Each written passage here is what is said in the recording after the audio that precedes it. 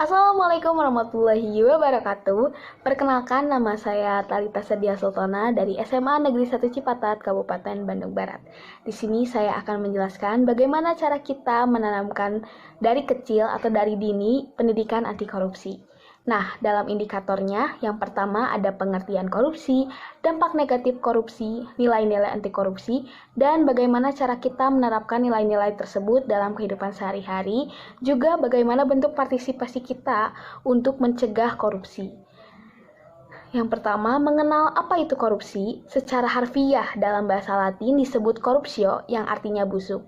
Sedangkan dalam yuridis, secara yuridis tercantum dalam UU nomor 31 tahun 1999 dan UU nomor 20 tahun 2001.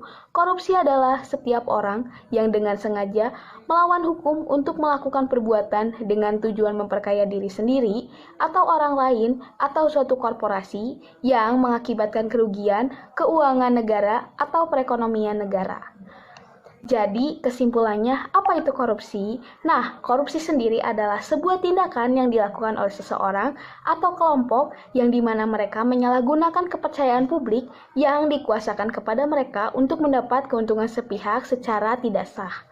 Nah, dampak korupsi sendiri dibagi menjadi 3. Yang pertama, ada dampak secara ekonomi, yang kedua ada dampak secara sosial, dan yang terakhir ada dampak secara politik dan demokratis. Nah, dalam dampak secara ekonomi, korupsi sendiri bisa menghambat pertumbuhan ekonomi suatu negara. Nah, dengan cara apa? Dengan cara menurunkan produktivitas, menghambat sebuah investasi, dan meningkatkan ongkos niaga. Selain itu juga dapat meningkatkan kemiskinan dan menghambat pembangunan. Dengan cara apa? Pertumbuhan ekonominya menurun, hambatnya investasi, dan akses ke pelayanan publik juga jadi terhambat. Nah, selain itu, dampak sosialnya yang pertama adalah korupsi bisa menghancurkan harmoni sosial dengan cara merusak ekosistem keadilan, memutarbalikkan fakta kebenaran, dan meningkatkan kebencian sosial di masyarakat. Selain itu, orang yang melakukan korupsi juga bisa terhambat profesionalismenya. Dengan cara disiplinnya terhambat, kejujuran dalam pekerjaannya juga terhambat. Selain itu juga bisa meningkatkan biaya ekonomi nih, seperti yang dijelaskan tadi.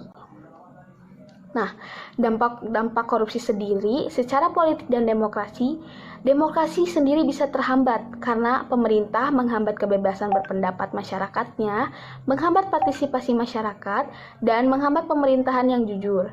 Selain itu, hilangnya kepercayaan masyarakat terhadap lembaga negara juga bisa terjadi karena adanya korupsi yang terjadi. Nah, korupsi sendiri bisa menghasilkan seorang pemimpin yang korup, yang dimana mereka memegang jabatan publik tidak jujur dan memperkaya diri sendiri dengan cara yang tidak sah. Di sini ada beberapa nilai-nilai anti korupsi. Yang pertama adalah nilai kejujuran, yang dimana kita tidak boleh berbohong dan tidak melakukan kecurangan, lurus juga hatinya. Yang kedua adalah nilai tanggung jawab, di mana kita tidak lari dari masalah dan siap menanggung segala resiko apapun yang kita ambil. Nah, yang ketiga adalah nilai integritas, di mana perkataan harus sesuai dengan perbuatan. Kita juga harus memiliki sebuah kejujuran yang profesional. Yang keempat adalah nilai adil, yang dimana kita tidak memposisikan seseorang lebih spesial daripada orang lain, tidak sewenang-wenang juga. Nah, yang kelima adalah nilai peduli, yaitu mengindahkan orang lain dan memperhatikan orang sekitar. Yang keenam, nilai sederhana, yang dimana kita tidak melebih-lebihkan dan berlebihan dalam cara berpakaian maupun berperilaku, dan kita juga harus bersahaja. Di sini, saya memiliki beberapa contoh untuk penerapan nilai-nilai tersebut. Yang pertama adalah, sebagai seorang siswa, saya haruslah bertanggung jawab dalam menyelesaikan tugas-tugas dan PR yang diberikan oleh guru dengan tepat waktu.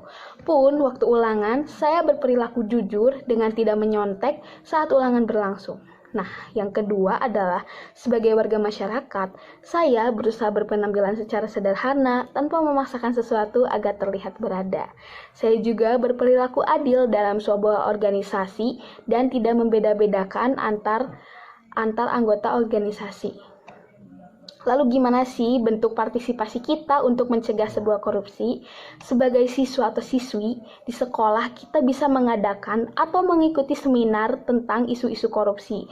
Kita juga bisa nih mengadakan dan mengikuti sebuah lomba perdebatan antar kelas dengan tema isu-isu korupsi.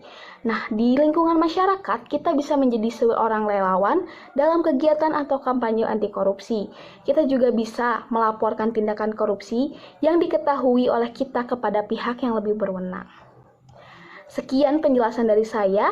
Mohon maaf apabila ada kesalahan dalam kata-kata saya. Wabillahi taufiq wal hidayah. Wassalamualaikum warahmatullahi wabarakatuh. Terima kasih.